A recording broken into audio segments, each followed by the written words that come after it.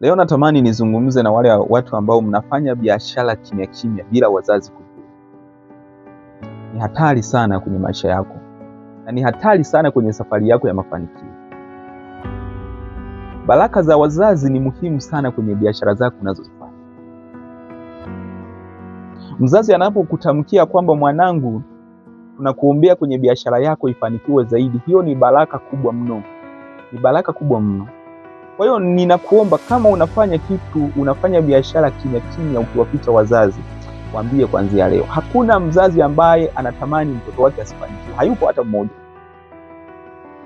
Kwa hiyo mzazi anapokuambia mtoto wetu, Mungu akutangulie katika harakati zako, mtoto wetu huko unakoenda Mungu akutangulie, mtoto wetu unachokifanya Mungu akutangulie, hizo ni baraka muhimu sana kwenye maisha yetu.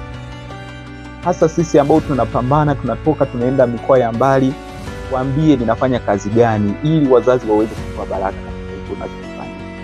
Kuna watu wameamini ya kwamba wafanye vitu kimya kimya ili waje wawasurprise wazazi hapo baadaye.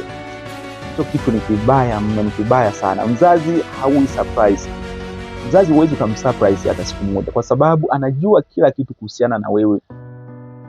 Kwa hiyo hakikisha mambo yako unayaweka wazi kwa wazazi wako. Weka wazi kwa wazazi wako, wazazi wakupatie baraka katika mambo unayoyafanya. Utaona biashara zako zinapanda, utaona biashara zako zinakuwa, utaona kila kitu unachokifanya kinazidi kukua. Hiyo itakusaidia sana. Na kupendekezea, kama kuna kitu unakifanya kimya kimya wazazi hawajui, waambie wazazi wako na wazazi watatoa baraka kwenye hicho kitu unachofanya.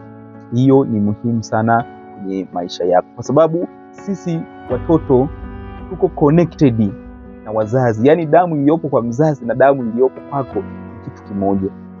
Kwa hiyo hakikisha unawaambia wazazi wako, mimi nafanya biashara hizi, nafanya kitu hiki, ili kusudi mzazi atamke baraka katika biashara zako.